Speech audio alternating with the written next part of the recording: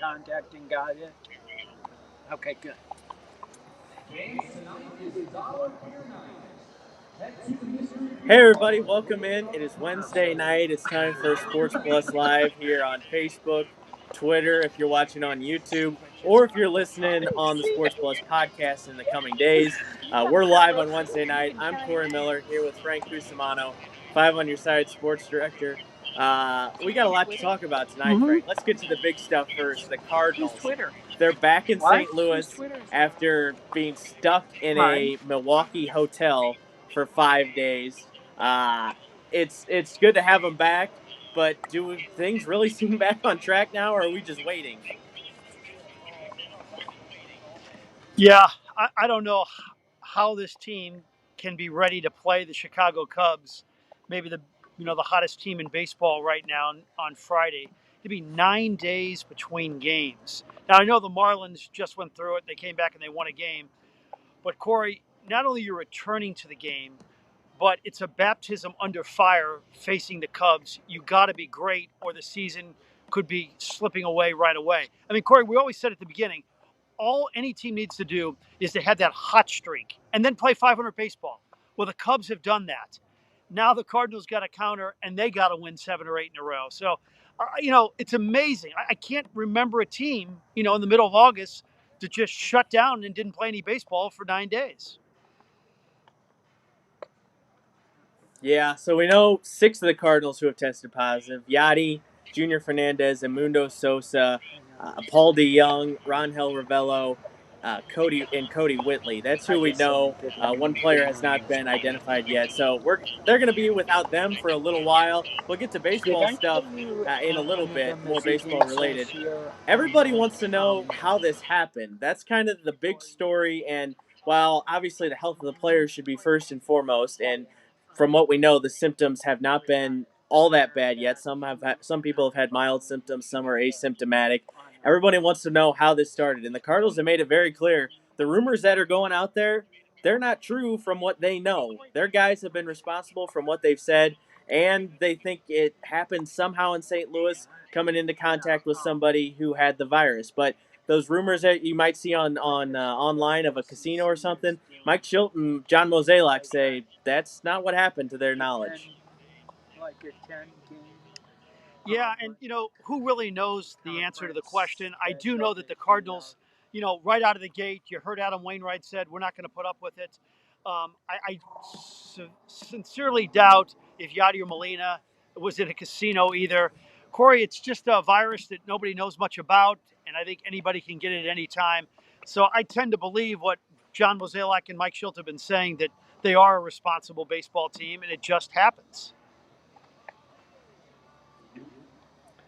Now let's get to some baseball stuff that we've talked about for a little bit. These guys not only, well, they're professional athletes, so they're not going to get out of shape in 5 days, but these are guys that are on routines, especially pitchers.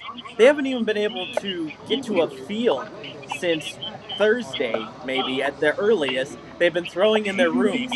Are the guys that aren't infected going to be ready to play, or what's this? I'm worried guys are going to get injured, especially pitchers. Absolutely. And, look, if Jack Flaherty would have had that outing in Minneapolis or Milwaukee, you'd think, hey, on a Friday night against the Cubs, he may go 7, he may go 8. There's no way he can do that now. It really taxes the bullpen. And I think the commissioner of Major League Baseball, knowing what the Cardinals and the Marlins have gone through, maybe should have allowed them to have a 30-man roster, because these starting pitchers, when they have not had a chance to stretch out their arms, have a start, work between their starts, there's no way from a durability factor they're going to be ready to go. So I like the fact that Major League Baseball did come up with the idea of keeping the rosters at 28. They were going to reduce it to 26 after a couple of weeks, but they're going to keep it at 28. But I just think, too, that the hitters, I mean, a guy who is as obsessed with hitting as Matt Carpenter, to not, take his 50 to 100 swings every day, to go without a baseball bat in his hand for 7 or 8 days. Man, this is a tall task for the Cardinals. There's no doubt about it. So, Major League Baseball's had to make a lot of tough decisions, but I thought this was an easy one. I can't believe they have an extended 30-man roster for the whole year. I thought that was a slam dunk. I'm glad it's 28, but what's the hurt in making it 30? I really don't understand that. I think they should have definitely made that move. Let's talk about some roster moves, though. Alex Reyes and Genesis Cabrera are back. They had their COVID run-ins earlier before even summer camp started when they came in. They're good now. They're going to be up, and heck, they might be called on right away to go. Alex Reyes, I'm excited to see back in the big leagues. We all know what he can do when he's healthy. He could end up being a bigger part of this equation than we thought he was going to be just a few weeks ago. Yeah, it's a great point. Corey, I think that we talked in the beginning a long time ago about maybe having these combo starts. And then Mike Schultz said, no, that's not the way we're going to work it. But I do think that that's the way they're going to work it now, especially with a guy like Alex Reyes, who can go, multiple innings, maybe 3 or 4 innings. Maybe Austin Gomber is going to be your starter when Daniel Ponce de Leon starts. And there's going to have to be somebody ready when KK starts and when Wainwright starts and when Hudson starts. I mean, you don't have a guy on this staff, Corey, as good as Jack Flaherty is, that you think can go 7 innings after what they've gone through. So that'll be interesting. So those two pitchers are up. Mike Schill told us Tommy Edmonds probably going to be filling that shortstop role with Paul DeYoung and Edmundo Sosa both out. So Edmund probably going to slide over to short. We'll see that. And with DeYoung out, we're losing our cleanup hitter as well if you're the Cardinals. And you asked Mike Schill about this today. Our guy, Tyler O'Neill, he could be somebody that fills in there. And, I mean, he's had a good start, but with DeYoung out and that power, O'Neill might have to step up even more than he already has been. You're right. He had 2 home runs in that first 4-game span, and I think he's the ideal man for the job. The lineup's not going to change that much. I mean, you're going to go Wong first, Edmund second, Goldschmidt third, then you put Tyler in that 4 slot. I think Matt Carpenter will stay in the 5, and then it gets interesting. Maybe Dexter Fowler at 6, but who's your catcher? Who's your DH? Those are going to be the tough decisions for the manager, Mike Schilt. Two more Cardinal things here, real quick, before we get some Blues talk. We're gonna see those 7 inning doubleheaders, I think, here a lot. Just talking with Mike Schultz or listening in on his press conference earlier today, he wasn't at liberty to release any details, but him and Mozeliak have both made it clear these postponed games that they missed in Milwaukee and Detroit, those are getting made up. So the Cardinals are going to have to squeeze in a lot of games in a short amount of time. It's going to be a wild stretch, and I think this puts them really at a disadvantage here the rest of the way. Well, it really does. I think it's we're talking about 55 games in 52 days if it happens. So, but I'll tell you one thing, Corey, is you want to make up those games. You want to play against the Detroit Tigers. That's 4 games that you can win all 4 games. And, here's the thing, Corey, they may not get to 60, the Cardinals, but then they go off a winning percentage. So as many games against the Detroit Tigers as possible helps your chances of getting to the postseason. Oh yeah, easily. So nobody wants to think about this, but it is a reality. What if this happens again? We don't. I mean, I'm not going to throw out how many players because who knows. But what if some kind of outbreak like this happens for the Cardinals again? I think. I don't. I think Major League Baseball would have no choice but to maybe step in and kind of end the whole experiment right there. Or if this happens to 1 or 2 more teams, if it's not the Cardinals, what if we see what happened here happen again? Well, I think most of the sports media would make a wager right now that we're not going to have a World Series. I would still think it's going to happen.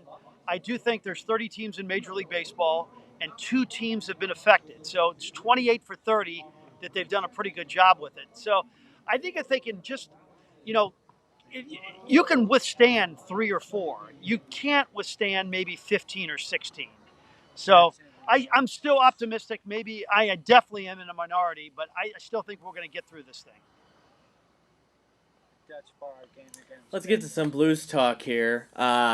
They're up in Edmonton in the bubble, looking to continue their quest for a repeat. And I don't know about you, but that end of the Colorado game where the Avalanche scored with zero point 0.1 seconds yet left to win in regulation, I think that would have felt a whole lot worse about a year and a half ago when the Blues hadn't won a Stanley Cup. It would feel just like another Blues heartbreak. But you see it happen. Okay, this team can handle it. The more adversity, the better. Yeah. Corey, I am not as obsessed with these games in the round robin. Now, you don't want to go 0-3. You don't want to end up with like two combined goals in the three games. You want to show some a pulse on offense. But Corey, who's the team you want to play in the next round? I mean, Arizona did pretty well against the Blues. The Blues never led against the Predators all season long. Edmonton has the most, exquisite talent in the league in Connor McDavid. I'm not sure if there's a team you say to yourself, hey, I want to play them.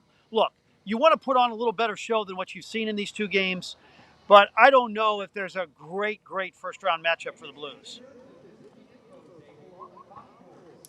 I agree. I think kind of selfishly, just for theater's sake, I want to see the Blues play the Blackhawks because that would be fun.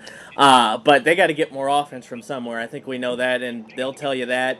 And I think they just need a few more games to get going. Alex Petrangelo said that today. Kind of tired of sitting around. They want to start playing some more.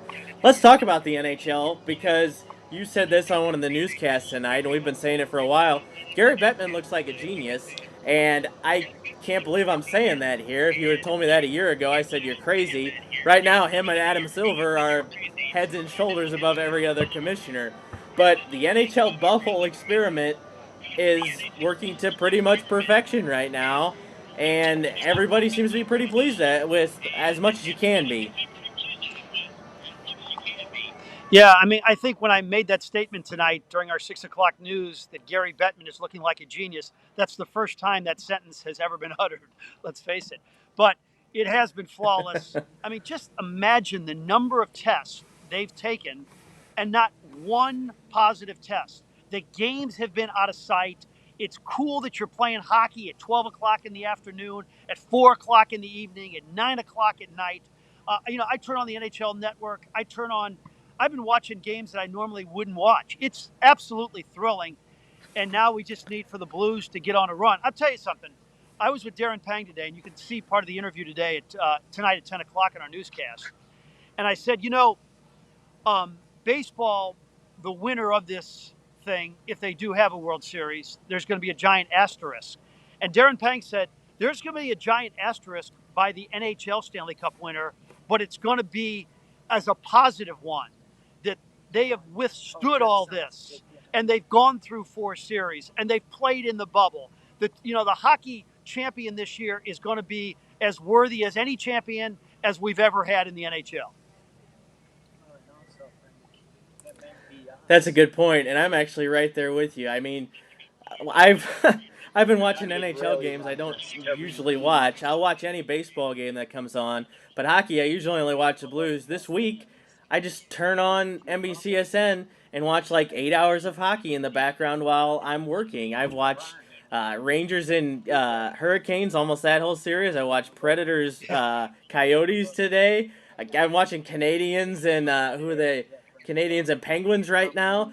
I mean, I'm loving it, and they definitely got the recipe for success. It's going to be tough, though. Okay, last thing before we sign off here. In about a week, on the 13th, we're going to get some good news here in St. Louis sports-wise. No matter what, we're getting the name and the reveal for our MLS team. There's been a lot of talk around this. We're going to be speculating a lot over the next week. I wrote a piece about what I want to see from this announcement. What are you kind of hoping for, Frank, in a name or colors or a crest? What are you hoping to see? That night.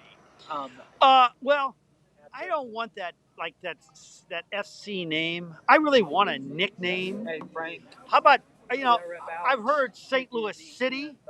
I'm not sure if I'm wild about that. I like Stallions. That's not bad either. As I move around here, I don't know, Corey. I'm not exactly sure. The soccer crowd is a tough one to please. I'm not exactly sure which way to go. Yeah, I'm with you on the whole FC thing. If they got something creative ahead of it, like Gateway FC or something creative, I kind of like that. But yeah, just St. Louis FC, I'm gonna need a little more pizzazz for that. I'll tell you what, they've been using the colors of the St. Louis flag, red, yellow, and blue, a lot, and the flag and like their promotional material. I think it'd be very smart to work that into the uniform and the colors. I think that could be really cool. I think you're absolutely right about that, and they wouldn't have those colors out there this often unless they were going to stay with them. And it's a good looking, good looking color scheme too. Last thing, Frank, where are you at right now? Are you watching? You watching a game? Yeah, I'm trying to catch about 2 innings of young Dom before I have to go back and finish up the 10. He's out in Carshield Field, and we're going to watch him. Well, I want to watch one at bat before I got to get out of here. So I drive. Just think about this, Corey. I drive an hour and 10 The minutes round trip to watch one at bat. Worth it for sure.